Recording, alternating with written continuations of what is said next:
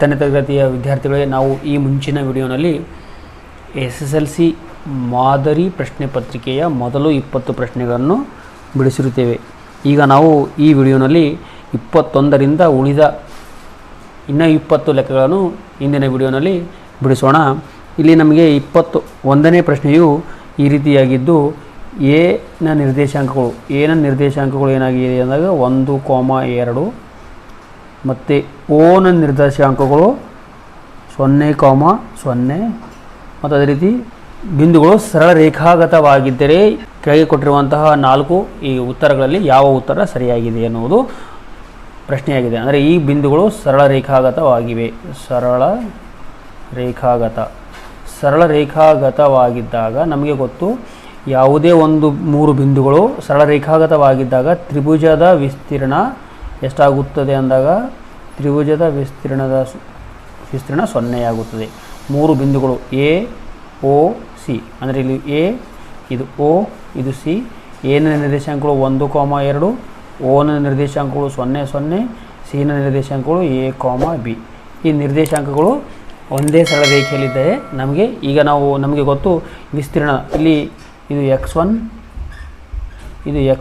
ಇದು y1ನ ಬೆಲೆ, x1 y1ನ ಬೆಲೆ, ಇದು x2 y2ನ ಬೆಲೆ ಇಲ್ಲಿ 0,0. ಹಾಗೆಯೇ ಇದು x3 y3ನ ಬೆಲೆಯಾಗಿದ್ದು. ಈಗ ನಮಗೆ ತ್ರಿಭುಜದ ವಿಸ್ತೀರ್ಣ ಸೂತ್ರ ಏನಂದಾಗ, ತ್ರಿಭುಜದ ವಿಸ್ತೀರ್ಣ ಸೂತ್ರವನ್ನು ಇಲ್ಲಿ ಬರೆದುಕೊಳ್ಳೋಣ. ಅರ್ಧ ಗುಣಿಸು x1 into the bracket y2 minus y3 plus x2 into the bracket y3 minus y1 plus x3 into the bracket y1 minus y2 bracket. ಇದು ತ್ರಿಭುಜದ ವಿಸ್ತೀರ್ಣ ಅಂದಾಗ ಇಷ್ಟ ಆಗುತ್ತದೆ, ಸಮನಾಗಿದೆ 0, ಏಕೆಂದರೆ ಈ ಬಿಂದುಗಳು ಸರಳ ರೇಖಾಗತವಾಗಿವೆ. ಈಗ ನಾವು ಬೆಲೆಯನ್ನು ಆದೇಶಿಸೋಣ. 1/2 ಇಂಟು ದ ಬ್ರ್ಯಾಕೆಟ್ x1ನ ಬೆಲೆ 1 ಬ್ರ್ಯಾಕೆಟ್ನಲ್ಲಿ y2 y3. y2ನ ಬೆಲೆ 0, y3 ಬೆಲೆ ಮೈನಸ್ ಬಿ, ಅಂದರೆ ಬಿ ಆಗುತ್ತದೆ. ಅದು 0 ಮೈನಸ್ ಇದು y3 ಬೆಲೆ ಬಿ ಪ್ಲಸ್ x2ನ ಬೆಲೆ 0 ಇಂಟು ಬ್ರ್ಯಾಕೆಟ್ y3 ಏನಾಗಿದೆ ಇಲ್ಲಿ ಬಿ ಮೈನಸ್ y1 ಏನಾಗಿದೆ ಇಲ್ಲಿ 2, ಸೊ ಬಿ ಮೈನಸ್ 2 ಪ್ಲಸ್ x3ನ ಬೆಲೆ ಎ ಇಂಟು ದ ಬ್ರ್ಯಾಕೆಟ್ y1ನ ಬೆಲೆ 2 ಮೈನಸ್ y2ನ ಬೆಲೆ 0 ಸಮನಾಗಿದೆ 0. ಈ 1/2 ಹಾಗೆಯೇ ಬರೆದುಕೊಂಡು ಈಗ ನಾವು 0 ಮೈನಸ್ ಇದು 1 ಹಾಗೆ ಬರೆದುಕೊಂಡು 0 ಮೈನಸ್ ಬಿ ಸಮನಾಗಿದೆ ಮೈನಸ್ ಬಿ ಆಗುತ್ತದೆ. ಪ್ಲಸ್ 0 ಇಂಟು ಎನಿಥಿಂಗ್, 0 ಗುಣಿಲೆ ಏನೂ ಗುಣಾಕಾರ ಮಾಡಿದಾಗ ಅದು 0 ಆಗುತ್ತದೆ. ಪ್ಲಸ್ ಎ ಇಂಟು 2 ಮೈನಸ್ 0 2 ಆಗುತ್ತದೆ. ಸೊ ಇದು 2a ಆಗುತ್ತದೆ, ಸಮನಾಗಿದೆ 0. ಈಗ ನಾವು ಈ 1/2 ಆ ಕಡೆ ತೆಗೆದುಕೊಂಡು ಹೋದಾಗ ಅದು 0ಗೆ ಗುಣಾಕಾರವಾಗಿ 0ನೇ ಆಗುತ್ತದೆ. ಇದು 2 ಭಾಗಾಕಾರದಲ್ಲಿದೆ, ಆ ಕಡೆ ಹೋದಾಗ 0 ಆಗುತ್ತದೆ. ಅಂದರೆ ಇದು 1 ಗುಣಿಲೆ minus B, so minus B plus 2a ಸಮನಾಗಿದೆ 0. ಅಂದರೆ ಈ 2 ಕೂಡ ಆ ಕಡೆ ಗುಣಾಕಾರ ಆಗಿ 0 ಆಗುತ್ತದೆ. ಈಗ ಮೈನಸ್ ಬಿ ಆ ಕಡೆ ತೆಗೆದುಕೊಂಡು ಹೋದಾಗ 2a ಸಮನಾಗಿದೆ ಬಿ ಆಗುತ್ತದೆ. ಕೊಟ್ಟಿರುವ ಆಯ್ಕೆಗಳಲ್ಲಿ ನಮಗೆ ಸರಿಯಾದ ಉತ್ತರ ಯಾವುದು? ಬಿ ಸಮನಾಗಿದೆ 2a ಅಂಥೇಳಿ ನಮಗೆ ಆಪ್ಷನ್ ಆನ್ಸರ್ ಯಾವುದಿದೆ ಅಂದಾಗ ಆನ್ಸರ್ ಯಾವುದು? ಬಿ ಆಪ್ಷನ್ ಸರಿಯಾಗಿದೆ. ಅದು ಬಿ ಸಮನಾಗಿದೆ 2a ಅಂಥೇಳಿದೆ. ಇದೇ ಉತ್ತರ ಸರಿಯಾಗಿದೆ. ಈಗ ನಾವು 22ನೇ ಪ್ರಶ್ನೆಯನ್ನು ಬಿಡಿಸೋಣ. ಗ್ರಾಫ್ ಪೇಜ್ ಈ ರೀತಿಯಲ್ಲಿ ಚಿತ್ರ ಇದೆ. ಇಲ್ಲಿ ಇದು y ಅಕ್ಷೆ ಮತ್ತು ಇದು x ಅಕ್ಷೆ ಈ ರೀತಿಯಲ್ಲಿದ್ದಾಗ ಇದು 1, ಇದು 2, ಇದು 3, ಇದು 4. ಈ 1ರ ಮೇಲೆ ಒಂದು ಗೆರೆ ಇದೆ ಮತ್ತು 4ರ ಮೇಲೆ ಒಂದು ಲಂಬ ಗೆರೆ ಇದೆ. ಅಂದರೆ ಇದು ಎ ಬಿಂದು, ಈ 1 ಸ್ಥಾನದಲ್ಲಿ ಎ ಬಿಂದು, 4ರ ಸ್ಥಾನದಲ್ಲಿ ಬಿ ಬಿಂದು ಇದೆ. ಇದು ಎ ಬಿಂದು ಮತ್ತು ಬಿ ಬಿಂದು, ಅಂದರೆ ಎ ಇಂದ ಇದು ಈ ರೀತಿಯಲ್ಲಿ ಜೋಡಿಸಿದ್ದಾರೆ. ಇದು ಏನಾಗಿರಲ್ಲ, ಇದು ಎಕ್ಸ್ ಮತ್ತು ವಾಯ್ ಅಂತ ಕೊಟ್ಟಿದ್ದಾರೆ. ಇಲ್ಲಿ ನಮಗೆ ಎ ಇಂದ ಬಿ, ಎ ಬಿಯ ಉದ್ದ ಎಷ್ಟು ನಮಗೆ ಕಂಡುಹಿಡಬೇಕಾಗಿದೆ. ಸೊ ಎ ಬಿಯ ಉದ್ದ ಎಷ್ಟು ಎ ಇಂದ ಬಿವರೆಗೆ, ಇಲ್ಲಿ ಬಿ ಇದು ಎ, ಇದು ಎ ಇಂದ ಬಿವರೆಗೆ ಎಷ್ಟು ದೂರ ಇದೆ ಅಂದರೆ ಇಲ್ಲಿಂದ ಇಲ್ಲಿಗೆ 1, ಇದು 2, ಇದು 3, ಅಂದರೆ 3 ಮಾನಗಳು. ಎ ಬಿ ಸಮನಾಗಿದೆ ಎಷ್ಟು ಮಾನಗಳು? 3 ಮಾನಗಳು, ಅಂದರೆ 3 ಮಾನ. 22ನೇ ಪ್ರಶ್ನೆಗೆ ಆನ್ಸರ್ ಯಾವುದು ಅಂದಾಗ ಸಿ ಆಯ್ಕೆ ಎಷ್ಟು? 3 ಮಾನಗಳು ಸರಿಯಾಗಿದೆ. ಸರಿನಾ? ಈಗ ನಾವು 23ನೇ ಪ್ರಶ್ನೆಯನ್ನು ಬಿಡಿಸೋಣ. ಇಲ್ಲಿ 23ನೇ ಪ್ರಶ್ನೆಯಲ್ಲಿ ಒಬ್ಬ ವಿದ್ಯಾರ್ಥಿಯು ಮೊದಲನೇದಾಗಿ ಪ್ರಥಮ ಪ್ರಥಮ ಭಾಷೆ ಅಂದಾಗ ನಾವು ಕನ್ನಡ ಇಂಗ್ಲೀಷ್ ಯಾವುದೇ ಇರ್ಬೋದು. ಪ್ರಥಮ ಭಾಷೆಯಲ್ಲಿ 65 ಅಂಕ. ನೆಕ್ಸ್ಟ್ ಬಂದು ವಿಜ್ಞಾನದಲ್ಲಿ ಪಡೆದ ಅಂಕಗಳು 50. ಮತ್ತು ನಮ್ಗೆ ಕೊಟ್ಟಿರೋದು ಸಮಾಜ ವಿಜ್ಞಾನದಲ್ಲಿ ಪಡೆದಿರುವಂತಹ 55 ಅಂಕಗಳು. ಮತ್ತು ಈ ಇನ್ನೊಂದು ಗಣಿತದಲ್ಲಿ ಎಷ್ಟು ಅಂಕಗಳು ಪಡೆದಿದ್ದಾನೆ ನಮಗೆ ಗೊತ್ತಿಲ್ಲ. ಗಣಿತ ಸಮನಾಗಿದೆ ಎಕ್ಸ್ ಎಂದು ನಾವು ಬರೆದುಕೊಳ್ಳೋಣ. ನಮಗೆ ಈ 4 ವಿಷಯಗಳ ಸರಾಸರಿ ಅಂಕಗಳು ಕೊಟ್ಟಿದ್ದಾರೆ. ಸರಾಸರಿ ಅಂಕಗಳು ಎಷ್ಟು? ಸರಾಸರಿ ಅಂಕಗಳೆಂದಾಗ ಸರಾಸರಿ ಅಂಕಗಳು ಬಂದು 40. ಅಂದರೆ ನಮಗೆ ಗಣಿತದಲ್ಲಿ ಪಡೆದಿರುವ ಅಂಕಗಳು ಎಷ್ಟು ಅನ್ನುವ ಒಂದು ಪ್ರಶ್ನೆ ನಮಗೆ ಇಲ್ಲಿ ಕೇಳಿದ್ದಾರೆ. ಇಲ್ಲಿ 4 ವಿಷಯಗಳಿವೆ. ಸೊ 4 ವಿಷಯಗಳ ಅಂಕವನ್ನು ಪ್ಲಸ್ ಮಾಡಿ, ಅಂದರೆ 65 ಪ್ಲಸ್ 50 ಪ್ಲಸ್ 55 ಪ್ಲಸ್ ಈ ಗಣಿತದಲ್ಲಿ ಎಕ್ಸ್. ಈಗ 4 ವಿಷಯಗಳ ಅಂಕಗಳನ್ನು 4ರಿಂದ ಭಾಗಿಸಿದಾಗ ನಮಗೆ ಸರಾಸರಿ ಸಿಗುತ್ತದೆ. ಅಂದರೆ ಸರಾಸರಿ ಎಷ್ಟು? 60. ಈಗ ನಾವು ಈ 4 ಆ ಕಡೆ ತೆಗೆದುಕೊಂಡು ಹೋದಾಗ ಭಾಗಾಕಾರವಾಗುತ್ತದೆ. ಈ 3 ವಿಷಯದ ಅಂಕಗಳನ್ನು ಕೂಡಿಸಿದಾಗ ನಮಗೆ 170 ಪ್ಲಸ್ ಎಕ್ಸ್ ಸಮನಾಗಿದೆ 60 ಗುಣಿಲೆ 4. ಈಗ ನಾವು ಈ 170 ಆ ಕಡೆ ತೆಗೆದುಕೊಂಡು ಹೋಗೋಣ. 6 4 24 ಅಂದರೆ 240. ಇದು ಪ್ಲಸ್ 170, ಆ ಕಡೆ ಹೋದಾಗ ಮೈನಸ್ 170. ಅಂದರೆ ಗಣಿತದಲ್ಲಿ ಪಡೆದ ಅಂಕಗಳು ಎಷ್ಟು? ಗಣಿತ ವಿಷಯದಲ್ಲಿ ಪಡೆದ ಅಂಕಗಳು 70 ಅಂತ ಅರ್ಥ. ಅಂದರೆ ನಮಗೆ ಕೊಟ್ಟಿರುವ ಒಂದು ಆಯ್ಕೆಗಳಲ್ಲಿ ಸರಿಯಾದ ಉತ್ತರ ಯಾವುದು? ಆನ್ಸರ್ ಡಿ ಆಯ್ಕೆ ಸರಿಯಾಗಿದೆ. ಡಿ ಆಯ್ಕೆ 70 ಅಂಕಗಳು. ಈಗ ನಾವು 24ನೇ ಪ್ರಶ್ನೆಯನ್ನು 24th ಕ್ವಶನ್ 24ನೇ ಪ್ರಶ್ನೆಯನ್ನು ನಾವು ನೇರವಾಗಿ ಉತ್ತರವನ್ನು ನೋಡೋಣ. ಇದು ಎ ಉತ್ತರ ಆಗಿದೆ. ಆನ್ಸರ್ ಯಾವುದು? ಎ ಆಗಿದೆ. ಅಂದರೆ ಇದು 3 ಮಧ್ಯಾಂಕ ಸಮನಾಗಿದೆ ಬಹುಲಕ ಪ್ಲಸ್ 2 ಸರಾಸರಿ ಅಂತ ಅರ್ಥ. 2 ಸರಾಸರಿ. 3 median is equals to mode plus 2 mean. ಈ ಸೂತ್ರವನ್ನು ಬೈಹಾರ್ಟ್ ಮಾಡಿದಾಗ ಈ ಸೂತ್ರವನ್ನು ಕೂಡ ಪರೀಕ್ಷೆಯಲ್ಲಿ ನೇರವಾಗಿ ಕೇಳಬಹುದು. ನಾವು ಈಗ 25ನೇ ಪ್ರಶ್ನೆಯನ್ನು ಬಿಡಿಸೋಣ. 25ನೇ ಪ್ರಶ್ನೆಯಲ್ಲಿ ಮೊದಲಿಗೆ ನಮಗೆ ಇಲ್ಲಿ ಕೊಟ್ಟಿರೋದು ವರ್ಗಾಂತರ ಮತ್ತು ಆವೃತ್ತಿಯನ್ನು ಬರೆದುಕೊಳ್ಳೋಣ. ಇಂಗ್ಲೀಷ್ನಲ್ಲಿ CI, ಆವೃತ್ತಿ ಅಂದರೆ F. ಇವುಗಳ ಬೆಲೆಗಳನ್ನು ನಾವಿಲ್ಲಿ ಬರೆದುಕೊಳ್ಳೋಣ. ಈಗ ನಾವು ಇದು ಆವೃತ್ತಿಯ ಕಾಲಮನ್ನು ಕೂಡಿಸಿದಾಗ ನಮಗೆ ಸಿಗುವಂತಹ ಉತ್ತರ 60. ಇದು ಮೊತ್ತ n = 60 ಅಂತ ಅರ್ಥ. ನಾವು ಇನ್ನೊಂದು ಸಂಚಿತ ಆವೃತ್ತಿ ಅಂದರೆ CF ಅನ್ನು ನಾವು ಇಲ್ಲಿ ಕಂಡುಹಿಡಬೇಕು. CF ಎಷ್ಟು? ಇಲ್ಲಿ 5ಅನ್ನು ಆ್ಯಸ್ ಇಟ್ ಈಸ್ ಬರ್ಕೊಂಡು 5 + 8 13, 13 + 12 25, 25 + 15 40, 40 + 20 60.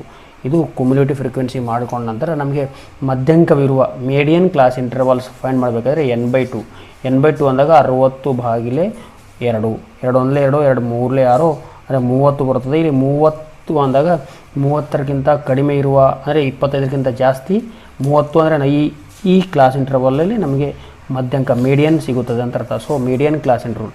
ಸೊ ಇಲ್ಲಿ ಮೀಡಿಯನ್ ಕ್ಲಾಸ್ ಇಂಟರ್ವಲ್ ಯಾವುದು? ಮೀಡಿಯನ್ ಅಂದರೆ ಮಧ್ಯಂಕವಿರುವ ವರ್ಗಾಂತರ. ಇದು ಮೀಡಿಯನ್ ಕ್ಲಾಸ್ ಇಂಟರ್ವಲ್. ಮಧ್ಯಂಕವಿರುವ ವರ್ಗಾಂತರ ಯಾವುದು ಅಂದಾಗ ಸೊ ದೇರ್ಫೋರ್ ನಮಗೆ ಬೇಕಾಗಿರುವ ಕ್ಲಾಸ್ ಇಂಟರ್ವಲ್ ವರ್ಗಾಂತರ ಯಾವುದು?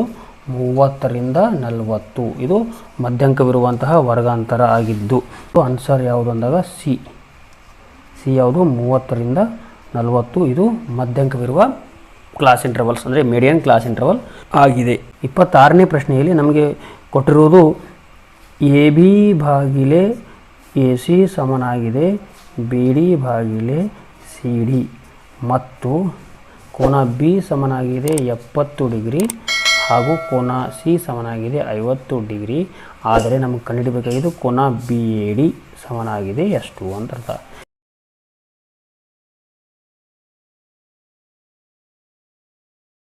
ನಮ್ಗೆ ಕಂಡುಹಿಡಬೇಕಿದ್ದು ಈ ಕೋನ. ಇಲ್ಲಿ ನಾವು ತ್ರಿಭುಜದ 3 ಕೋನಗಳ ಮೊತ್ತವನ್ನು ಅಂದರೆ ಕೋನ A ಪ್ಲಸ್ ಕೋನ B ಪ್ಲಸ್ ಕೋನ C = 3 ಕೋನಗಳ ಮೊತ್ತ 180 ಡಿಗ್ರಿ. ನಮಗೆ ಇಲ್ಲಿ ಗೊತ್ತಿಲ್ಲ, ಎ ಕೋನ ಗೊತ್ತಿಲ್ಲ. ಸೊ ಎ ಹಾಗೆ ಬರೆದುಕೊಂಡು ಬಿಯ ಬೆಲೆ 70 + 50 ಸಮನಾಗಿದೆ 180 ಡಿಗ್ರಿ. ಇದನ್ನು ಬಿಡಿಸಿದಾಗ ಕೋನ ಎ ಸಮನಾಗಿದೆ 180 - 120 ಡಿಗ್ರಿ. ಇವೆರಡು ಕೂಡಿಸಿದಾಗ 120 ಆಗುತ್ತದೆ. ಸೊ ಎ ಕೋನ 60 ಡಿಗ್ರಿ ಆಗುತ್ತದೆ. ಇಲ್ಲಿ ನಮಗೆ ಎ ಬಿ ಭಾಗಿಲೆ ಎ ಸಿ ಮತ್ತು ಬಿ ಡಿ ಭಾಗಿಲೆ ಬಿ ಸಿ ಕೊಟ್ಟಿರೋದ್ರಿಂದ ಈ ಎ ಡಿ ಬಾಹು ಇದು ಕೋನ 60 ಡಿಗ್ರಿ ಆದಾಗ ಇದು ಎ ಡಿ ಒಂದು ಕೋನಾರ್ಧಕವಾಗಿರುತ್ತದೆ. ಆದ್ದರಿಂದ ಈ ಕಡೆ 30 ಡಿಗ್ರಿ, ಈ ಕಡೆ 30 ಡಿಗ್ರಿ ಆಗುತ್ತದೆ. ಆದ್ದರಿಂದ ನಮಗೆ ಬಿ ಎ ಡಿ ಕೋನ ಬಿ ಎ ಡಿ ಸಮನಾಗಿದೆ 30 ಡಿಗ್ರಿ ಆಗುತ್ತದೆ. ಸೊ ಆನ್ಸರ್ ಎ ಎಷ್ಟು 30 ಡಿಗ್ರಿ ಅಂತ ಹೇಳಿ ನೀವು ಬರೆಯಬಹುದು. ಈಗ ನಾವು 27ನೇ ಪ್ರಶ್ನೆಗೆ ಹೋಗೋಣ. 27ನೇ ಪ್ರಶ್ನೆಯಲ್ಲಿ ನಮಗೆ 2 ತ್ರಿಭುಜಗಳನ್ನು ಕೊಟ್ಟು ಅದರಲ್ಲಿ ಒಂದು ತ್ರಿಭುಜದ ಬಾಹುವಿನ ಉದ್ದವನ್ನು ಕಂಡುಹಿಡಿಯಬೇಕಿದೆ. ಆ 2 ತ್ರಿಭುಜಗಳನ್ನು ನಾವು ಒಂದ್ಸಲ ಇಲ್ಲಿ ಬರೆದುಕೊಳ್ಳೋಣ.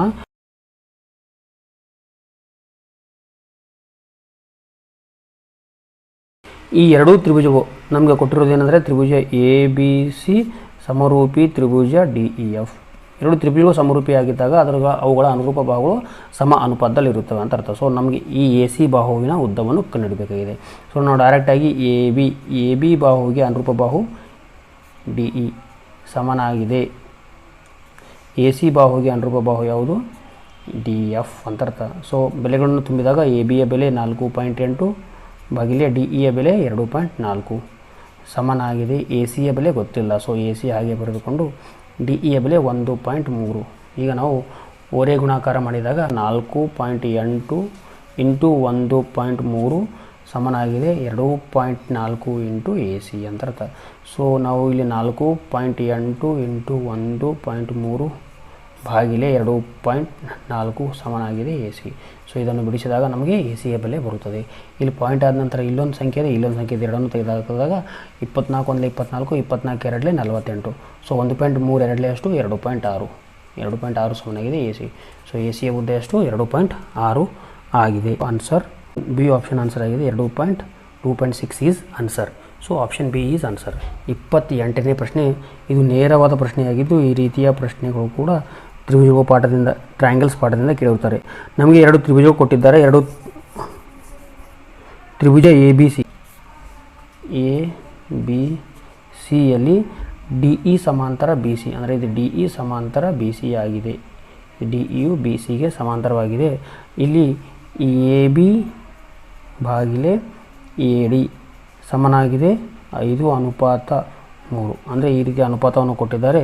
ಗಿವನ್ ರೇಷಿಯೋ ಅಂದರೆ ಎ ಬಿ ಅನುಪಾತ ಎ ಡಿ ಇಷ್ಟು ಎ ಡಿ = 5:3 ಆದರೆ ಅವುಗಳ ವಿಸ್ತೀರ್ಣ ತ್ರಿಭುಜ ಎ ಬಿ ಸಿ ಅನುಪಾತ ವಿಸ್ತೀರ್ಣ ತ್ರಿಭುಜ ಎ ಡಿ ಇ ಬೇಕಾಗಿದೆ.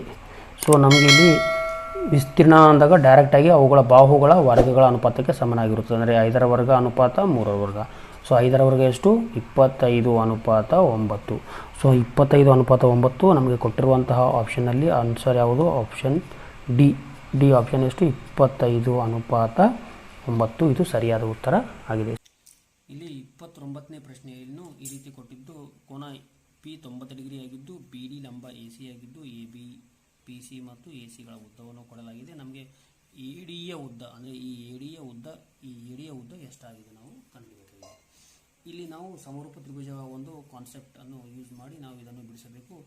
ಈ ತ್ರಿಭುಜ ಎ ಬಿ ಸಿ ಅನ್ನು ಮತ್ತೊಂದು ಸಲ ಬರ್ಕೋಣ. ಈ ತ್ರಿಭುಜ ಎ ಬಿ ಸಿ ಇದು ಎ, ಇದು ಬಿ, ಇದು ಸಿ. ಇಲ್ಲಿ 90 ಡಿಗ್ರಿ ಆಗಿದೆ. ಈ ಎ ಸಿಯ ಉದ್ದ 10, ಇದು 8, ಈ ಸೆಂಟಿಮೀಟರ್ಗಳಲ್ಲಿದೆ. ಸೆಂಟಿಮೀಟರ್ ಮತ್ತು ಇದು 6 ಸೆಂಟಿಮೀಟರ್ ಆಗಿದೆ. ಈಗ ನಮಗೆ ಇಲ್ಲಿ ಎ ಡಿ ಬಿ ತ್ರಿಭುಜ ಕೂಡ ಇದೆ. ಈ ಎ ಡಿ ಬಿ ತ್ರಿಭುಜದಲ್ಲಿ ಕೋನ ಎ ಇಲ್ಲೂ ಕೂಡ ಎ ಇದೆ, ಇಲ್ಲೂ ಕೂಡ ಇದೆ. ಅಂದರೆ ಎಯನ್ನು ನಾವು ಮೇಲ್ಗಡೆಗೆ ಅಂತ ತೆಗೆದುಕೊಳ್ಳೋಣ. ಇಲ್ಲಿ ಈ ರೀತಿ ಒಂದು ತ್ರಿಭುಜ ಸಮರೂಪ ತ್ರಿಭುಜ ಆಗಿದ್ದು ಇಲ್ಲಿ ಎ ಕೋನವನ್ನು ಇಲ್ಲೇ ತೆಗೆದುಕೊಳ್ಳೋಣ. ಏಕೆಂದರೆ ಕೋನ ಎ ಸಾಮಾನ್ಯ ಕೋನ ಆಗಿದೆ. ಇಲ್ಲಿ ಕೋನ ಬಿ 90 ಡಿಗ್ರಿ ಆಗಿದ್ದರೆ ಇಲ್ಲಿ ಕೋನ ಡಿ ಏನಾಗಿದೆ 90 ಡಿಗ್ರಿ ಆಗಿದೆ. ಆದ್ದರಿಂದ ಇಲ್ಲಿ ಡಿ ಅನ್ನು ತೆಗೆದುಕೊಳ್ಳೋಣ. ಈಗ ನಮಗೆ ಎ ಡಿ ಬಂದರೆ ಉಳಿದಿರುವ ಬಾಹು ಬಿ ಅಂತ ಅರ್ಥ. ಈಗ ನಾವು ಇದರ ಬೆಲೆಗಳನ್ನು ಬರೆದುಕೊಳ್ಳೋಣ. ಎ ಬಿಯ ಉದ್ದ 6 ಸೆಂಟಿಮೀಟರ್ ಆಗಿದೆ. ಈ ಬಿ ಡಿಯ ಉದ್ದ ಮತ್ತು ಎ ಡಿಯ ಉದ್ದ ಗೊತ್ತಿಲ್ಲ, ನಾವು ಕಂಡುಹಿಡಿಯಬೇಕಾಗಿದೆ ಎ ಡಿಯ ಉದ್ದ. ಅಂದರೆ ನಾವು ಈ ಗೊತ್ತಿರುವ ಬಾಹುಗಳ ಅನುಪಾತ ಮತ್ತು ಗೊತ್ತಿರಲಾರದ ಬಾಹುಗಳ ಅನುಪಾತವನ್ನು ತೆಗೆದುಕೊಂಡು ನಾವು ಇದರ ಬೆಲೆಯನ್ನು ಕಂಡುಹಿಡಿಯಬಹುದು. ಈಗ ಈ 2 ತ್ರಿಭುಜಗಳು ಸಮರೂಪಿಯಾಗಿದ್ದು ಸೊ ಎ ಬಿ ಭಾಗಿಲೆ ಎ ಡಿ, ಎ ಬಿ ಈ ಬಾಹು ಅನುರೂಪ ಬಾಹುಗಳಾಗಿವೆ, ಸಮನಾಗಿದೆ. ಎ ಸಿ ಭಾಗಿಲೆ ಎ ಬಿ, ಎ ಸಿ ಭಾಗಿಲೆ ಎ ಬಿ ಅಂತೇಳಿ ನಾವು ಬರೆಯಬಹುದು. ಸೊ ಎ ಬಿಯ ಬೆಲೆ ಎಷ್ಟು ಎ ಬಿಯ ಬೆಲೆ 6 ಭಾಗಿಲೆ ಎ ಡಿಯ ಬೆಲೆ ಗೊತ್ತಿಲ್ಲ. ಸೊ ಎ ಡಿ ಸಮನಾಗಿದೆ. ಎ ಸಿಯ ಬೆಲೆ ಎಷ್ಟು? ಎ ಸಿಯ ಬೆಲೆ 10 ಭಾಗಿಲೆ ಎ ಬಿಯ ಬೆಲೆ. ಇಲ್ಲಿ ಎ ಬಿಯ ಬೆಲೆ 6. AD ಇಂಟು 10 10 AD ಸಮನಾಗಿದೆ 6 36. ನಾವು ADಯ ಬೆಲೆ ಬೇಕಾಗಿರೋದ್ರಿಂದ AD ಸಮನಾಗಿದೆ 36 ಭಾಗಿಲೆ 10. ಈಗ ನಾವು ಇದನ್ನು ಭಾಗಿಸಿದಾಗ ADಯ ಬೆಲೆ AD ಸಮನಾಗಿದೆ 3.6 ಬರುತ್ತದೆ. ಯಾವುದು ಆನ್ಸರ್? ಯಾವುದು ಇದರಲ್ಲಿ? ಆನ್ಸರ್ ಬಿ ಆಗಿದೆ. ಬಿ ಎಷ್ಟು? 3.6. This is the answer. Similar triangle. We have used the concept of similar triangle. ನಾವು ಈಗ 30ನೇ ಪ್ರಶ್ನೆ, 30th ಕ್ವಶನ್. ಕೆಳಗೆ ನೀಡಿರುವ ಕೆಲವು ತ್ರಿಭುಜಗಳ ಬಾಹುಗಳ ಅಳತೆಯನ್ನು ನೀಡಲಾಗಿದೆ. ಅವುಗಳಲ್ಲಿ ಲಂಬಕೋನ ತ್ರಿಭುಜವಲ್ಲದ್ದು ಯಾವುದು? Which of the following will not make A right angle triangle? ಇಲ್ಲಿ ನಾವು 4 ಆಯ್ಕೆಗಳನ್ನು ಬರೆದುಕೊಂಡಿದ್ದೀವಿ. ಒಂದೊಂದಾಗಿ ಚೆಕ್ ಮಾಡೋಣ. ಇದು ಯಾವ ಲಂಬಕೋನ ತ್ರಿಭುಜದಲ್ಲಿ ಅತಿ ದೊಡ್ಡ ಬಾಹುವಿನ ಮೇಲಿನ ವರ್ಗವು? ಅತಿ ದೊಡ್ಡ ಬಾಹುವಿನ ಮೇಲಿನ ವರ್ಗ ಎಷ್ಟು? 13ರ ವರ್ಗ ಎಷ್ಟು? 169 ಸಮನಾಗಿದೆ. ಉಳಿದೆರಡು ಬಾಹುಗಳು ಅಂದರೆ 12ರ ವರ್ಗ 144 ಪ್ಲಸ್ 5ರ ವರ್ಗ 25. ಎರಡೂ ಕೂಡಿಸಿದಾಗ ನಮಗೆ ಸಿಗೋದು ಕೂಡ 169. ಆದ್ದರಿಂದ ಇದೊಂದು ಲಂಬಕೋನ ತ್ರಿಭುಜ ಆಗಿದೆ. ಇದು ಕೂಡ ನಾವು ಚೆಕ್ ಮಾಡ್ಕೊಳ್ಳೋಣ. ಇಲ್ಲಿ ದೊಡ್ಡ ಸಂಖ್ಯೆ 13. 13ರ ವರ್ಗ 289. ಈಗ ಉಳಿದೆರಡು ಬಾಹುಗಳ ವರ್ಗಗಳ ಮೊತ್ತ ಇದು 225. 15ರ ವರ್ಗ 225 ಪ್ಲಸ್ 8ರ ವರ್ಗ 64. ಎರಡನ್ನೂ ಕೂಡಿಸಿದಾಗ ನಮಗೆ ಸಿಗುವುದು ಮತ್ತೆ 289. ಸೊ ಇದು ಕೂಡ ಒಂದು ಲಂಬಕೋನ ತ್ರಿಭುಜ ಆಗಿದೆ. ನಾವು ಇಲ್ಲಿ ಅತ್ಯಂತ ದೊಡ್ಡ ಬಾಹು ಯಾವುದು? 8. 8ರ ವರ್ಗ 64 ಸಮನಾಗಿದೆ. 6ರ ವರ್ಗ 36 ಪ್ಲಸ್ 3ರ ವರ್ಗ 9. 36ರಲ್ಲಿ 9 ಕೂಡಿಸಿದಾಗ ಎಷ್ಟು? 45. ಅಂದರೆ ಇಲ್ಲಿ 64 ಇದೆ, ಇಲ್ಲಿ 45 ಇದೆ. ಆದರೆ ಇದು ಲಂಬಕೋನ ತ್ರಿಭುಜ ಉಂಟು ಮಾಡುವುದಿಲ್ಲ. ಇದು ಕೂಡ ನಾವು ಚೆಕ್ ಮಾಡಬಹುದು. 25ರ ವರ್ಗ 625 ಸಮನಾಗಿದೆ. 24ರ ವರ್ಗ 576 ಪ್ಲಸ್ 7ರ ವರ್ಗ 49. ಇಲ್ಲೂ ಕೂಡ ನೀವು ಎರಡು ಕೂಡಿಸಿ ನೋಡಿ 625 ಸಮನಾಗಿದೆ. 625 ಬರುತ್ತದೆ. ಆದ್ದರಿಂದ ನಮಗೆ ಇದು ಕೂಡ ಒಂದು ಲಂಬಕೋನ ತ್ರಿಭುಜ ಉಂಟು ಮಾಡುತ್ತದೆ. ಲಂಬಕೋನ ತ್ರಿಭುಜ ಉಂಟು ಮಾಡಲಾರ್ದಂತಹ ಒಂದು ತ್ರಿಭುಜ ಯಾವುದಂದರೆ ಇದು ಸಿ ಒಂದು ಉತ್ತರ ಆಗಿದ್ದು ಇಲ್ಲಿ ಆನ್ಸರ್ ಸಿ. ಈಗ ನಾವು 31ನೇ ಪ್ರಶ್ನೆಯನ್ನು ನೋಡೋಣ. ಸ್ಪರ್ಶಕಗಳಿಗೆ ಸಂಬಂಧಿಸಿದಂತೆ ಕೆಳಗಿನ 4 ಹೇಳಿಕೆಗಳನ್ನು ನೀಡಲಾಗಿದೆ. ಇವುಗಳಲ್ಲಿ ತಪ್ಪಾಗಿರೋ ಹೇಳಿಕೆ ಯಾವುದು? 4 statements are given below with respect to the tangents. The wrong statement. ಈ 4 ಹೇಳಿಕೆಗಳನ್ನು ನಾವು ಒಂದೊಂದಾಗಿ ನೋಡೋಣ. 1ನೇ ಹೇಳಿಕೆಯಾಗಿದ್ದು ಒಂದು ಬಾಹ್ಯ ಬಿಂದುವಿನಿಂದ ಒಂದು ವೃತ್ತಕ್ಕೆ ನಿರ್ದಿಷ್ಟವಾಗಿ 2 ಸ್ಪರ್ಶಗಳನ್ನು ಮಾತ್ರ ಎಳೆಯಬಹುದು. 2ನೇ ಹೇಳಿಕೆ ಅಂದರೆ ಒಂದು ವೃತ್ತ ಇದೆ, ಆ ವೃತ್ತಕ್ಕೆ ಬಾಹ್ಯ ಬಿಂದುವಿನಿಂದ ನಾವು 2 ಸ್ಪರ್ಶಕಗಳನ್ನು ರಚಿಸಬಹುದು. ಹೌದು, ಇದು ಸರಿಯಾದ ಒಂದು ಹೇಳಿಕೆಯಾಗಿದೆ. We can draw 2 tangents to a circle from an external point. ಇದು ಎ ಹೇಳಿಕೆಯಾಗಿದ್ದು. ಎ ಹೇಳಿಕೆ ಸರಿಯಾಗಿದೆ. ಈಗ ನಾವು ಬಿ ಹೇಳಿಕೆಯನ್ನು ನೋಡೋಣ. ಬಿ ಹೇಳಿಕೆ ಏನಾಗಿದೆ ಅಂದಾಗ ಒಂದು ವೃತ್ತದ ಮೇಲಿನ ಒಂದು ಬಿಂದುವಿನಲ್ಲಿ ನಾವು ಕೇವಲ ಒಂದೇ ಒಂದು ಸ್ಪರ್ಶಕ ರಚಿಸಬಹುದು. ಒಂದು ವೃತ್ತದ ಮೇಲಿನ ಒಂದು ಬಿಂದು ಇದೆ ಅಂದಾಗ ನಾವು ಆ ಬಿಂದುವಿನಲ್ಲಿ can draw only 1 tangent to the circle from a point which is on the circle. ಅಂದರೆ ವೃತ್ತದ ಮೇಲಿನ ಒಂದು ಬಿಂದುವಿನಲ್ಲಿ ನಾವು ಕೇವಲ ಒಂದೇ ಒಂದು ಟ್ಯಾಂಜೆಂಟ್, ಒಂದು ಸ್ಪರ್ಶಕ ಮಾತ್ರ ರಚಿಸಬಹುದು. ಈಗ ಸಿ ಹೇಳಿಕೆ ವೃತ್ತದ ಒಳಗಿನ ಬಿಂದುವಿನಿಂದ, ಅಂದರೆ ವೃತ್ತ ಇದೆ, ಆ ವೃತ್ತದ ಒಳಗಿನ ಒಂದು ಬಿಂದುವಿನಿಂದ ನಾವು ವೃತ್ತಕ್ಕೆ ಯಾವುದೇ ಒಂದು ಸ್ಪರ್ಶಗಳನ್ನು ರಚಿಸಲು ಸಾಧ್ಯವಿಲ್ಲ. ಆದ್ದರಿಂದ ಈ ಸಿ ಹೇಳಿಕೆ ತಪ್ಪಾಗಿದೆ. ಡಿ ಹೇಳಿಕೆ ಏನಾಗಿದೆ ಅಂದಾಗ ವೃತ್ತದ ಬಾಹ್ಯ ಬಿಂದುವಿನಿಂದ ಎಳೆದ ಸ್ಪರ್ಶಕಗಳ ಉದ್ದವು ಸಮನಾಗಿರುತ್ತದೆ. ಈ ಹೇಳಿಕೆಯ ಮುಂದುವರೆದ ಭಾಗವಾಗಿದ್ದು ಇಲ್ಲಿ ನಾವು ವೃತ್ತದ ಒಂದು ಬಾಹ್ಯ ಬಿಂದುವಿನಿಂದ 2 ಸ್ಪರ್ಶಗಳು ಎಳೆದರೆ 2 ಸ್ಪರ್ಶಗಳ ಉದ್ದವು ಸಮನಾಗಿರುತ್ತದೆ ಅಂತೇಳಿ ಹೇಳದೆ ನಮಗೆ 4ನೇ ಅಂದರೆ ಡಿ ಆಪ್ಷನ್ ಕೂಡ ಸರಿಯಾಗಿದೆ. The tangents drawn from an external point are equal in length ಅಂತ ಅರ್ಥ. ಆದ್ದರಿಂದ ಇಲ್ಲಿ ನಮಗೆ ಸರಿಯಾಗಿರುವ ಉತ್ತರ ಯಾವುದು? ವೃತ್ತದ ಒಳಗಿನ ಬಿಂದುವಿನಿಂದ ಒಂದು ವೃತ್ತಕ್ಕೆ 2 ಸ್ಪರ್ಶಗಳು ಮಾತ್ರ ಎಳೆಯಬಹುದು ಅಂತ ಹೇಳಿದ್ದಾರೆ. ಇದು ತಪ್ಪಾದ ಹೇಳಿಕೆ ಆಗಿದೆ. 32ನೇ ಪ್ರಶ್ನೆಯನ್ನು ಇಲ್ಲಿ ನೋಡಿ. ಇಲ್ಲಿ ನಮಗೆ ಕೊಟ್ಟಿರುವ ಚಿತ್ರದಲ್ಲಿ ಇದೊಂದು ವೃತ್ತ ಆಗಿದ್ದು ವೃತ್ತದ ಕೇಂದ್ರ ಇದ್ದು ಇಲ್ಲಿ ವೃತ್ತಕ್ಕೆ 2 ಸ್ಪರ್ಶಕಗಳನ್ನು ರಚನೆ ಮಾಡಲಾಗಿದೆ. ಅಂದರೆ ಪಿ ಎ ಮತ್ತು ಪಿ ಬಿಗಳು 2 ಸ್ಪರ್ಶಕಗಳಾಗಿದ್ದು ಈ ಕೋನ ಪಿನ ಅಳತೆ 60 ಡಿಗ್ರಿ ಆಗಿದೆ.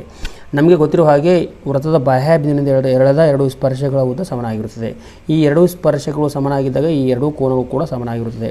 ಈ ತ್ರಿಭುಜದ 3 ಕೋನಗಳ ಮೊತ್ತ 180 ಡಿಗ್ರಿ. ಒಂದು ಕೋನ 180ರಲ್ಲಿ 60 ತೆಗೆದಾಗ ಉಳಿದಿರುವುದು 60 ಡಿಗ್ರಿ ತೆಗೆದಾಗ ಉಳಿದಿರೋದು 120 ಡಿಗ್ರಿ. ಈ 120 ಡಿಗ್ರಿ 2 ಕಡೆ ಹಂಚಿದಾಗ 60 ಡಿಗ್ರಿ ಮತ್ತು 60 ಡಿಗ್ರಿ ಆಗುತ್ತದೆ. ಅಂದರೆ ಇದೊಂದು ಸಮಬಾಹು ತ್ರಿಭುಜ. 3 ಕೋನಗಳ ಅಳತೆ ಸಮವಾಗಿದ್ದಾಗ ಇದೊಂದು ಸಮಬಾಹು ತ್ರಿಭುಜ ಆಗುತ್ತದೆ. ಆದ್ದರಿಂದ ಎಲ್ಲ ಬಾಹುಗಳ ಉದ್ದವು 5 ಸೆಂಟಿಮೀಟರ್ ಆಗುತ್ತದೆ. ಆದ್ದರಿಂದ ನಮಗೆ ಕಂಡುಹಿಡಿಯಬೇಕಾಗಿದ್ದು ಏನಿಲ್ಲಿ ಕಂಡುಹಿಡಿಯಬೇಕಾಗಿದ್ದು ಎ ಬಿಯ ಉದ್ದ. ಎ ಬಿಯ ಉದ್ದ ಎಷ್ಟು? ಎ ಬಿಯ ಉದ್ದ ನಮಗೆ ಎ ಬಿ ಸಮನಾಗಿದೆ ಎಷ್ಟು ಅಂತ ಹೇಳಿ ಕಂಡುಹಿಡಬೇಕಾಗಿದ್ದು. ಸೊ ಎ ಬಿ ಸಮನಾಗಿದೆ ಎಷ್ಟು? 5 ಸೆಂಟಿಮೀಟರ್. ಇದು ಸರಿಯಾದ ಉತ್ತರ ಆಗಿದೆ. ಈಗ ನಾವು 33ನೇ ಪ್ರಶ್ನೆಯನ್ನು ಕೂಡ ಬಿಡಿಸೋಣ. ನಮಗೆ ಒಂದು ವೃತ್ತಕ್ಕೆ 2 ಸ್ಪರ್ಶಕಗಳನ್ನು ರಚಿಸಲಾಗಿದೆ. ಆ ಸ್ಪರ್ಶಕಗಳನ್ನು ರಚಿಸಲಾಗಿದೆ. ಈ ಸ್ಪರ್ಶಗಳು ಈ ರೀತಿ ರಚಿಸಲಾಗಿದೆ. ಈ ಸ್ಪರ್ಶಕಗಳ ಜೊತೆಗೆ ನಮಗೆ ಇಲ್ಲಿ ಕೊಟ್ಟಿರೋದು ಇಲ್ಲಿ ತ್ರಿಜ್ಯಗಳು. ಈ ತ್ರಿಜ್ಯಗಳ ನಡುವಿನ ಕೋನ 130 ಡಿಗ್ರಿ ಕೊಟ್ಟಿದ್ದಾರೆ. ನಮಗೆ ಸ್ಪರ್ಶಕಗಳ ನಡುವಿನ ಕೋನವನ್ನು ಕಂಡುಹಿಡಿಯಬೇಕಾಗಿದೆ.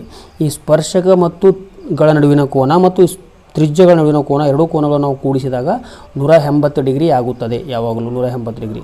ಅಂದರೆ ಈ 130 ಡಿಗ್ರಿಯಲ್ಲಿ ಎಷ್ಟು ಕೂಡಿಸಿದಾಗ 180 ಡಿಗ್ರಿ ಆಗುತ್ತದೆ ಅಂದಾಗ ಇನ್ನೂ 50 ಡಿಗ್ರಿ. ಆದ್ದರಿಂದ ಇಲ್ಲಿ ಸ್ಪರ್ಶಗಳ ನಡುವಿನ ಕೋನ ಎಷ್ಟು? 50 ಡಿಗ್ರಿ ಆಗುತ್ತದೆ. ಇದು ಉಲ್ಟಾ ಕೂಡ ಕೇಳಬಹುದು. ಇಲ್ಲಿ ಸ್ಪರ್ಶಕಗಳ ನಡುವಿನ ಕೋನ ಕೊಟ್ಟು ತ್ರಿಜ್ಯಗಳ ನಡುವಿನ ಕೋನ ಕೂಡ ಕೇಳಬಹುದು. ಇದಕ್ಕೂ ಕೂಡ ನೀವು ರೆಡಿಯಾಗಿರಬೇಕು. ಈಗ ನಾವು 34ನೇ ಪ್ರಶ್ನೆಯನ್ನು ನೋಡೋಣ. ಈ 34ನೇ ಪ್ರಶ್ನೆಯಲ್ಲಿ ಎ ಬಿ ಸಿಗೆ ಎ ಡಿ ಒಂದು ಸಮರೂಪ ತ್ರಿಭುಜ ಆಗಿದೆ. ಸಮರೂಪ ಅಂದಾಗ ಸಿಮಿಲರ್ ಟ್ರಯಾಂಗಲ್, ಅಂದರೆ ತ್ರಿಭುಜ A B C similar to triangle A D E ಆಗಿದೆ. ಇಲ್ಲಿ ಬಾಹುಗಳ ಅಳತೆ ಸ್ವಲ್ಪ ತಪ್ಪಾಗಿ ಕೊಟ್ಟಿದ್ದಾರೆ. ಪ್ರಶ್ನೆ ಇಲ್ಲಿ ಬಾಹುಗಳ ಅನುರೂಪ ಬಾಹುಗಳ ಅನುಪಾತ 5/7 ಅಂತ ಕೊಟ್ಟಿದ್ದಾರೆ. ಅದು ತಪ್ಪು. 7/5 ಅಂತ ತೆಗೆದುಬೇಕು. ಏಕೆಂದರೆ ಇಲ್ಲಿ ತ್ರಿಭುಜ ಎ ಬಿ ಸಿಯ ಬಾಹುಗಳು 5 ಆಗಿದ್ದು ಎ ಡಿ ಇಯ ಅನುಪಾತ 7 ಆಗಿದೆ. ಅವರು ಪ್ರಶ್ನೆಯಲ್ಲಿ ತ್ರಿಭುಜ ಎ ಡಿ ಇಯ ಬಾಹುಗಳು ಎ ಬಿ ಇಗೆ 5/7 ಅಂತ ಕೊಟ್ಟಿದ್ದಾರೆ. ಅದು ತಪ್ಪಾಗುತ್ತದೆ. ಎ ಡಿ ಯು ಎ ಬಿ ಸಿಗಿಂತ ದೊಡ್ಡ ತ್ರಿಭುಜವಾಗಿದೆ. ಆದ್ದರಿಂದ ಎ ಡಿ ಇಯ ಬಾಹುಗಳು ಮೊದಲು, ಆನಂತರ ಎ ಬಿ ಸಿಯ ಬಾಹುಗಳನ್ನು ತೆಗೆದುಕೊಂಡಾಗ ನಮಗೆ ಈ ರೀತಿಯ ಅನುಪಾತ ಸಿಗುತ್ತದೆ. ಈಗ ನಾವು ಈ ಎರಡೂ ತ್ರಿಭುಜಗಳನ್ನು ಸಪರೇಟಾಗಿ ಬರೆದುಕೊಳ್ಳೋಣ. ಆದರೆ ನಮಗೆ ಈಸಿಯಾಗಿ ಅರ್ಥ ಆಗುತ್ತದೆ. ಇಲ್ಲಿ ಎ, ಇದು ಬಿ, ಇದು ಸಿ. ಇನ್ನೊಂದು ತ್ರಿಭುಜ ಯಾವುದು? ಇದು ಎ, ಇದು ಡಿ, ಇದು ಇ. ಇಲ್ಲಿ ಕೊಟ್ಟಿರೋದು 5 ಸೆಂಟಿಮೀಟರ್, ಇದು 6.5 ಸೆಂಟಿಮೀಟರ್, ಇದು 7 ಸೆಂಟಿಮೀಟರ್. ನಮಗೆ ಈ ಎ ಡಿ, ಎ ಇ ಮತ್ತು ಎ ಡಿ ಬಾಹುಗಳ ಅಳತೆ ಕಂಡುಹಿಡಿಯಬೇಕಾಗಿದೆ. ಈಗ ನಮಗೆ ಕೊಟ್ಟಿರುವಂತಹ ತ್ರಿಭುಜಗಳು ಎ ಡಿ ಇಯ ಮತ್ತು ಎ ಬಿ ಸಿಯ ಬಾಹುಗಳ ಅನುಪಾತ ಕೊಟ್ಟಿದ್ದಾರೆ. ಅಂದರೆ ನಾವು ಮೊದಲು ಈ ತ್ರಿಭುಜ ಬಾಹುಗಳನ್ನು ತೆಗೆದುಕೊಂಡು ಆನಂತರ ಈ ತ್ರಿಭುಜದ ಬಾಹುಗಳನ್ನು ತೆಗೆದುಕೊಳ್ಳಬೇಕು. ಇಲ್ಲಿ ನಮಗೆ ಇದು ಕಂಡುಹಿಡಿಯಬೇಕಾಗಿದೆ. ಅದರಿಂದ ಎ ಇ ಭಾಗಿಲೆ ಎ ಬಿ, ಎ ಇ ಭಾಗಿಲೆ ಎ ಬಿಯ ಬೆಲೆ ಎಷ್ಟು? ನಮ್ಗೆ ಕೊಟ್ಟಿರೋದು ಇದು 7/5 ಎಂದು ತೆಗೆದುಕೊಳ್ಳಬೇಕು. ಎ ಇಯ ಬೆಲೆ ನಮ್ಗೆ ಗೊತ್ತಿಲ್ಲ. ಸೊ ಎ ಇ ಹಾಗೆ ಬರೆದುಕೊಂಡು ಎ ಇಯನ್ನು ಹಾಗೆ ಬರೆದುಕೊಂಡು ಎ ಬಿಯ ಬೆಲೆ ಎಷ್ಟು? ಎ ಬಿಯ ಬೆಲೆ ಅವರೇ ಕೊಟ್ಟಿದ್ದಾರೆ. ಎ ಬಿಯ ಬೆಲೆ ಎಷ್ಟು? 5 ಸೆಂಟಿಮೀಟರ್. ಸೊ 5 ಸಮನಾಗಿದೆ 7/5. ಈ 5 ನಾವು ಡೈರೆಕ್ಟಾಗಿ ಇಲ್ಲೇ ನೇರವಾಗಿ ಕ್ಯಾನ್ಸಲ್ ಮಾಡ್ಬೋದು. ಈ 5 ಕ್ಯಾನ್ಸಲ್ ಮಾಡಿದಾಗ ನಮಗೆ ನೇರವಾಗಿ ಎ ಇಯ ಬೆಲೆ ಎಷ್ಟು? ಎ ಇಯ ಬೆಲೆ ಎಷ್ಟು? 7 ಸೆಂಟಿಮೀಟರ್ ಆಗುತ್ತದೆ. ಹಾಗೆಯೇ ನಾವು ಇಲ್ಲಿ ಎ ಡಿಯ ಬೆಲೆ ಕೂಡ ಕಂಡುಹಿಡಿಯಬೇಕಾಗಿದೆ. ಸೊ ಎ ಡಿಯ ಬೆಲೆ ಕೂಡ ನಾವು ಇಲ್ಲೇ ಮಾಡೋಣ. ಇಲ್ಲಿ ಎ ಡಿ ಭಾಗಿಲೆ ಏನು ತಗೋಬೇಕು? ಎ ಡಿ ಭಾಗಿಲೆ ಎ ಸಿ ಅಂತೇಳಿ ತೆಗೆದುಕೊಳ್ಳಬೇಕು. You need to take A D by A C equals to same 7/5 ಬರುತ್ತದೆ. ಸೊ ಎ ಡಿಯ ಬೆಲೆ ಗೊತ್ತಿಲ್ಲ. ಸೊ ಎ ಡಿ ಹಾಗೆ ಬರೆದುಕೊಂಡು ಎ ಸಿಯ ಬೆಲೆ ಎಷ್ಟು? 7 ಸೆಂಟಿಮೀಟರ್. ಸೊ ಸಮನಾಗಿದೆ 7/5. ನಾವು ಈ 7ಅನ್ನು ಆ ಕಡೆ ತೆಗೆದುಕೊಂಡು ಹೋದಾಗ ಎ ಡಿ ಸಮನಾಗಿದೆ 7 × 7/5 ಆಗುತ್ತದೆ. 7 7 49/5. ಸೊ 5 1 5, 5 9 45. ಎಷ್ಟು ಉಳಿತು? 4 ಉಳಿತು. ಪಾಯಿಂಟ್ ಕೊಟ್ಟಾಗ 5 8 40. ಸೊ ಎ ಡಿ ಸಮನಾಗಿದೆ ಎಷ್ಟು? ಎ ಡಿ ಸಮನಾಗಿದೆ 9.8 ಸೆಂಟಿಮೀಟರ್. ಸರಿಯಾದ ಉತ್ತರ ಎ ಆಗಿದ್ದು ಎನಲ್ಲಿ 7 ಸೆಂಟಿಮೀಟರ್ ಮತ್ತು 9.8 ಸೆಂಟಿಮೀಟರ್ ನೀಡಿರುತ್ತಾರೆ. ಸೊ ಎ ಉತ್ತರ, A option is correct option. ಈಗ ನಾವು 35ನೇ ಪ್ರಶ್ನೆಯನ್ನು ಬಿಡಿಸೋಣ. 35ನೇ ಪ್ರಶ್ನೆಯಲ್ಲಿ ಇಲ್ಲೊಂದು ವೃತ್ತ ಕೊಟ್ಟಿದ್ದು, ವೃತ್ತಕ್ಕೆ ಬಿ ಬಿಂದುವಿನಲ್ಲಿ ಸ್ಪರ್ಶಕವನ್ನು ಎಳೆಯಲಾಗಿದೆ. ಹಾಗೆಯೇ ಇಲ್ಲಿ ವೃತ್ತ ಕೇಂದ್ರದಿಂದ ಬಾಹ್ಯ ಬಿಂದುವಿಗೆ 25 ಸೆಂಟಿಮೀಟರ್ ಉದ್ದ ಕೊಡಲಾಗಿದೆ. ಈಗ ನಾವು ಇಲ್ಲಿ ನಮ್ಗೆ ಗೊತ್ತಿರುವ ಹಾಗೆ ಒಂದು ಸ್ಪರ್ಶಕ ಮತ್ತು ತ್ರಿಜ್ಯಗಳ ನಡುವೆ 90 ಡಿಗ್ರಿ ಕೋನ ಇರುತ್ತದೆ. ಅಂದರೆ ಇದೊಂದು ಲಂಬಕೋನ ತ್ರಿಭುಜ ಆಗುತ್ತದೆ. ಲಂಬಕೋನಕ್ಕೆ ಅಪೋಸಿಟ್ನಲ್ಲಿರೋದು ವಿಕರ್ಣ. ವಿಕರ್ಣದ ಮೇಲಿನ ವರ್ಗವು ಅಂದರೆ ವಿಕರ್ಣ ಯಾವುದು? ಒ ಎ ಪೈಥಾಗೋರಸ್ನ ಪ್ರಮೇಯ ಪ್ರಕಾರ OA² = AB² ಪ್ಲಸ್ OB² ಅಂತೇಳಿ ನಾವು ಬರೀಬೋದು. ಈಗ OA ಬೆಲೆ 25ರ ವರ್ಗ, 25ರ ವರ್ಗ ಸಮನಾಗಿದೆ. AB ಯ ಬೆಲೆ ಎಷ್ಟು? 24ರ ವರ್ಗ ಪ್ಲಸ್ ನಮಗೆ OB ಬೆಲೆ ಗೊತ್ತಿಲ್ಲ. ಸೊ ತ್ರಿಜ್ಯ ನಮ್ಗೆ ಕಂಡುಹಿಡಿಯಬೇಕಾಗಿದೆ. So OB². ಸೊ 25ರ ವರ್ಗ 625 ಮೈನಸ್ ನಾವು ನೇರವಾಗಿ ಬರೆದುಕೊಳ್ಳೋಣ. ಮೈನಸ್ 24ರ ವರ್ಗ 576. ನಾವು 576 ಆ ಕಡೆ ಬರ್ತದೆ, ಈ ಕಡೆ ತಂದಾಗ ನೇರವಾಗಿ ಮೈನಸ್ ಆಗುತ್ತದೆ. ಇದು OB ಯ ವರ್ಗ. ಸೊ ಇವೆರಡು ಕಳೆದಾಗ ಇದು 49 ಬರುತ್ತದೆ. ಸೊ ಈ ವರ್ಗ ಈ ಕಡೆ ತೆಗೆದುಕೊಂಡು ಬಂದಾಗ ವರ್ಗಮೂಲ ಆಗುತ್ತದೆ. So OB. ಸೊ OB ಯ ಬೆಲೆ ಎಷ್ಟು? OB ಯ ಬೆಲೆ ಅಂದರೆ ಈ ವೃತ್ತದ ತ್ರಿಜ್ಯದ ಬೆಲೆ ತ್ರಿಜ್ಯ ಎಷ್ಟು ಅಂದಾಗ ಅದು 7 ಸೆಂಟಿಮೀಟರ್. 49ರ ವರ್ಗಮೂಲ 7 ಅಲ್ಲ. ಅದಕ್ಕಾಗಿ ನಮಗೆ ಇಲ್ಲಿ ಕೊಟ್ಟಿರುವಂತಹ ಆಪ್ಷನ್ಸ್ಗಳಲ್ಲಿ ಸರಿಯಾದ ಉತ್ತರ ಯಾವುದು? ಆನ್ಸರ್ ಯಾವುದೆಂದಾಗ ನಮಗೆ ಕೊಟ್ಟಿರುವ ಬಿ ಆಪ್ಷನ್ ಸರಿಯಾದ ಉತ್ತರವಾಗಿದೆ 7 ಸೆಂಟಿಮೀಟರ್. 36ನೇ ಪ್ರಶ್ನೆಯನ್ನು ನೋಡೋಣ. 36ನೇ ಪ್ರಶ್ನೆಯಲ್ಲಿ 36 ಕ್ವಶನ್. ಸಿಲಿಂಡರ್ನ ವಕ್ರ ಮೇಲ್ಮೈ ವಿಸ್ತೀರ್ಣ ನಮ್ಗೆ ಕೇಳಿರೋದು curved surface area of cylinder. ನಮ್ಗೆ ಗೊತ್ತಿರೋ ಹಾಗೆ curved surface area of cylinder is 2πRh. So ನಮಗೆ ಕೊಟ್ಟಿರುವ ಉತ್ತರಗಳಲ್ಲಿ ಡಿ ಉತ್ತರ ಸರಿಯಾಗಿದೆ. ಡಿ ಏನು 2πRh ಸೆಂಟಿಮೀಟರ್ ಸ್ಕ್ವೇರ್ ಇದು ಸಿಲಿಂಡರ್ನ ವಕ್ರ ಮೇಲ್ಮೈ ವಿಸ್ತೀರ್ಣ ಆಗಿದೆ. ಈಗ 37ನೇ ಪ್ರಶ್ನೆ. ಓರೆ ಎತ್ತರ, ಒಂದು ಶಂಕುವಿನ ಓರೆ ಎತ್ತರ ಎಲ್ ಮತ್ತು ಸ್ಲ್ಯಾಂಟ್ ಹೈಟ್ ಈಸ್ ಎಲ್, ಎತ್ತರ ಹೈಟ್ ಈಸ್ ಎಚ್ ಮತ್ತು ತ್ರಿಜ್ಯ ರೇಡಿಯಸ್ ಈಸ್ ಆರ್. ಈ ಮೂರರ ನಡುವಿನ ಸಂಬಂಧ, what is the relation between these three ನಮಗೆ ಬೇಕಾಗಿದ್ದು ರಿಲೇಷನ್, ಏನು ಸಂಬಂಧ ಇದೆ ಅಂದಾಗ ನಾವು ಒಂದು ಗೊತ್ತಿದೆ, ಒಂದು ಶಂಕು, ಈ ಶಂಕುವಿನ ಓರೆ ಎತ್ತರ, ಸ್ಲ್ಯಾಂಟ್ ಹೈಟ್ ಇದು ಎತ್ತರ ಮತ್ತು ಇದು ತ್ರಿಜ್ಯ ರೇಡಿಯಸ್ ನಮಗೆ ಕೊಟ್ಟಿದ್ದಾರೆ. ಇದರ ನಡುವಿನ ಸಂಬಂಧ ನಮ್ಗೆ ಗೊತ್ತಿರುವ ಹಾಗೆ ನಮ್ಮ ಬುಕ್ನಲ್ಲೇ ಕೊಟ್ಟಿದ್ದಾರೆ. ಅಂದರೆ ಇದು ಓರೆ ಎತ್ತರ ನಾವು ಈ ರೀತಿ ಕೂಡ ನೋಡ್ಬೋದು. ಇದೊಂದು ಲಂಬಕೋನ ತ್ರಿಭುಜ, ಇದು ವಿಕರ್ಣ, ಇವೆರಡು ಬಾಹುಗಳು.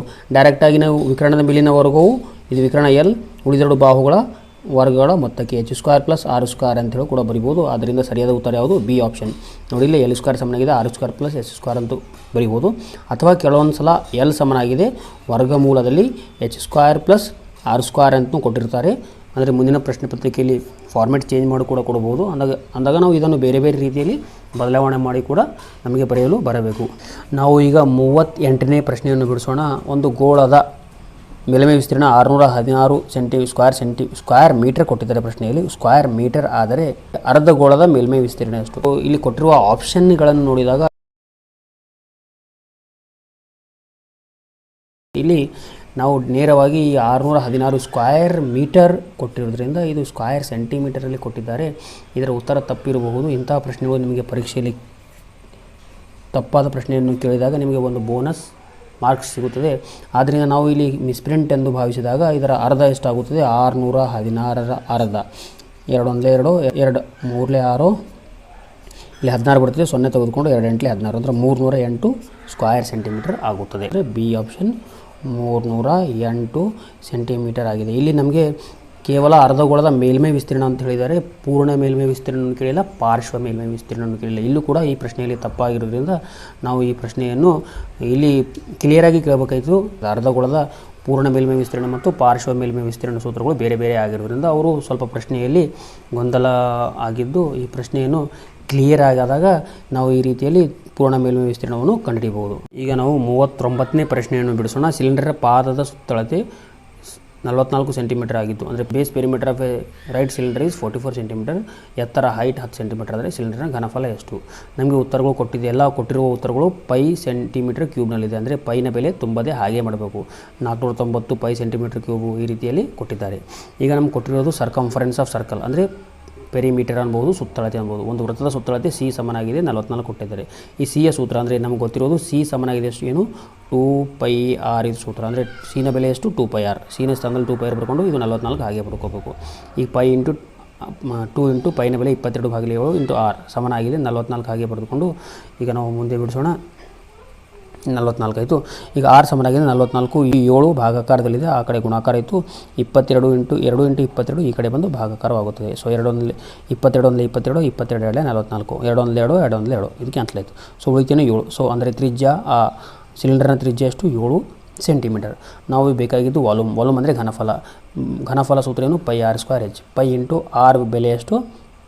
7ರ ವರ್ಗ ಪ್ಲಸ್ 10. ಸೊ ಪೈ ಇಂಟು 7ರ ವರ್ಗ 49 into 10. So 490 pi centimetre square. ಅಂದರೆ ಬೇಕಾಗಿರೋ ಉತ್ತರ ಎಷ್ಟು? ಆನ್ಸರ್ ಯಾವುದು? A option 490 pi centimetre cube ಸರಿಯಾದ ಉತ್ತರ ಆಗಿದೆ. 40ನೇ ಪ್ರಶ್ನೆಯನ್ನು ಬಿಡಿಸೋಣ.